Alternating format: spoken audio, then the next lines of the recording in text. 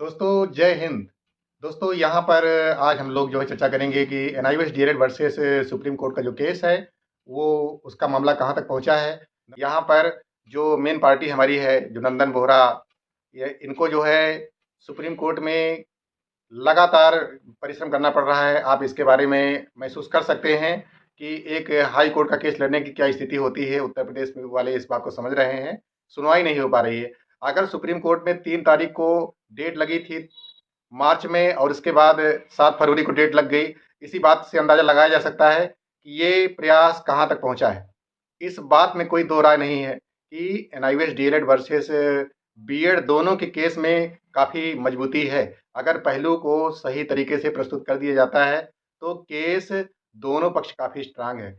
एक पक्ष चाहता है कि एनआईओएस डीएलएड बाहर निकले और एनआईओएस डीएलएड वाले चाहते हैं कि हमको भी यहाँ पर पार्टिसिपेट करने का मौका मिले, क्योंकि Patna high court, Tripura high court, Uttarakhand high court और अन्य हाई कोर्ट की जजमेंट है, एनसीटी का लेटर है, एमएचआरडी का अप्रूवल है। बहुत सारी बातों को लेकर के दोनों अभ्यर्थी आमने सामने हैं और ये बात जो है यहाँ पर लड़ाई कांटे की है।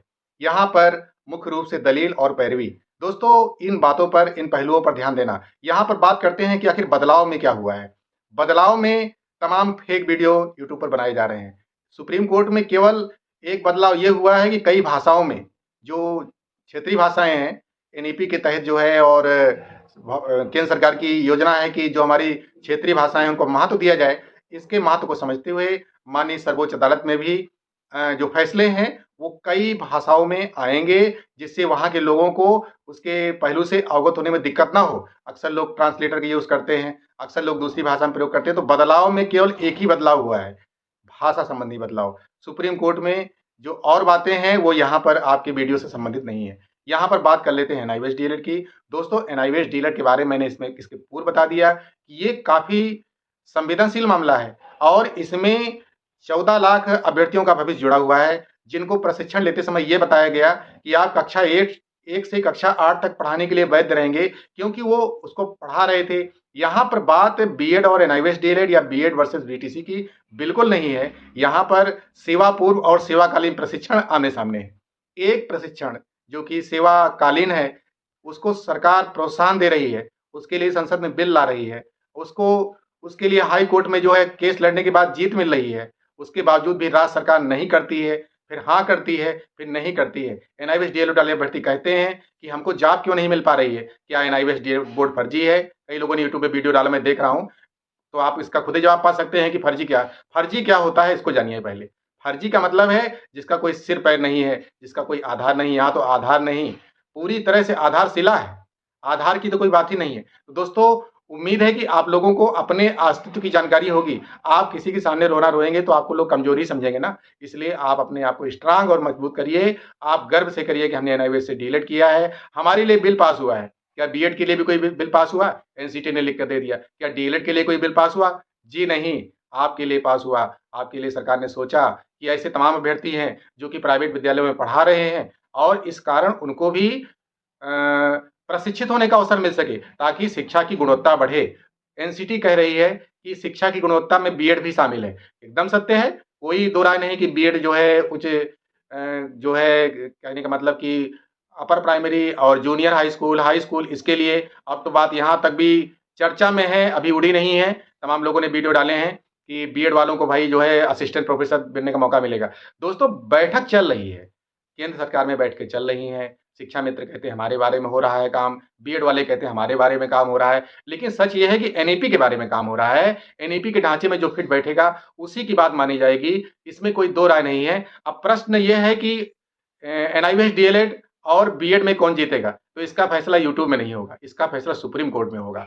बात नई दिशा विजन से पूरी तरह से स्पष्ट और साफ सुथरी रहती है, कोई फेक वीडियो नहीं, कोई किसी प्रकार की बात नहीं। आप इसको गर्व से कह सकते हैं कि हमने नई दिशा विजन को देखा है। ये चैनल आज नहीं कई वर्ष पुराना है और यहाँ पर आज नहीं बल्कि बहुत दिन से वीडियो पढ़ रहे हैं, ऑथेंटिक वीडियो पढ़ रहे हैं। आप लोगों को जानकारी होगी। चैनल को सब्सक्राइब करके रखें, क्योंकि सब्सक्राइबर काउंट मेरा कम है और मैं ऑथेंटिक वीडियो ज़्यादा डालता हूँ, तो सच्चाई को जिताने के लिए भी तो सब्सक्राइब करना चाहिए, इसलिए सब्सक्राइब करके रखें। दोस्तों एनआईओएस डीएलएड और बीएड में कौन जीतेगा इसका फैसला यूट्यूब पर नहीं होना है, लेकिन क्या अनुमान लगाया जा सकता है? तो अनुमान तो मैं लगा दे रहा हूँ, आपको इसी बात का इंतजार होगा। आप लोग वीडियो को बहुत लंबा देख रहे हैं, तो इस बात का आपको इंतजार होगा कि जीतेगा कौन भाई। लेकिन उसी तरह की बात है, जब खेल चल रहा होता है, जब दलीलें प्रस्तुत की जा रही होती हैं, अभी तो ठीक से सुनवाई भी नहीं हुई, अभी तो डिफेक्टिव केस हो गया था, अभी तो हमारे नंदन बोहरा जी कुछ कहने की स्थिति में नहीं है। इसी बात से अंदाजा लगाया जा सकता है। लेकिन नंदन बोहरा जी स्वयं ऊर्जावान व्यक्ति हैं और ये पूरी उम्मीद की जा सकती है कि वो पूरी तरह से,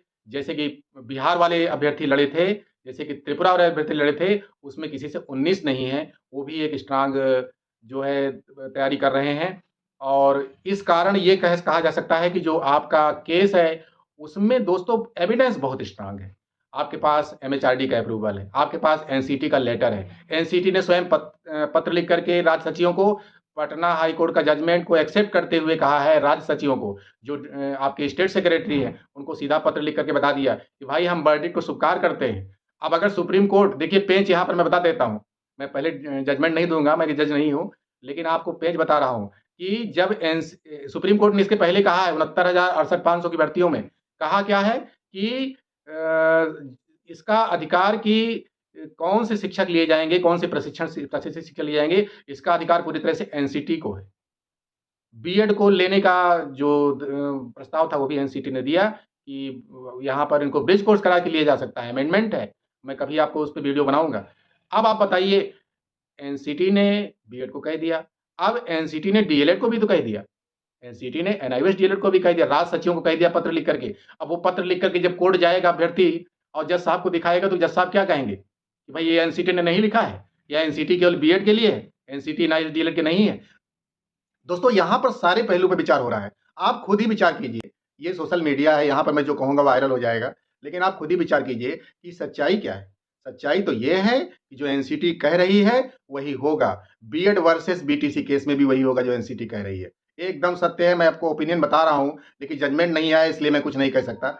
मेरा यहाँ पर रेंज नहीं है कि मैं सुप्रीम अदालत के ऊपर भी बोलूँ, लेकिन ये तय है कि बीटीसी का जो केस है, बीटीसी माने रेगुलर जो डीएलएड हैं, उनका केस और बीएड का केस, ये भी केस जो है इसमें एनसीटी ही सारी बात रख चुकी है, और इस कारण इस पे कुछ भी नहीं किया जा सकता। इसमें भी सुप्रीम कोर्ट जिस एनसीटी को ही करेगा। लेकिन दोस्तों एनआईओएस डीएलएड और बीएड के मामले में क्या है, यहाँ पर एक तरफ सेवाकालीन, एक तरफ सेवा पूर्व प्रशिक्षण है। यहाँ पर एक तरफ ब्रिज कोर्स करा करके बीएड को अप्रूवल दिया जा गया है और एनसीटी के द्वारा, और एक तरफ एनआईओएस डीएलएड को संसद में बिल पास करके एमएचआरडी के अप्रूवल और स्वयं पत्र लिख दिया और तमाम हाईकोर्ट की जजमेंट है। तो यहाँ पर मुकाबला कांटे का है।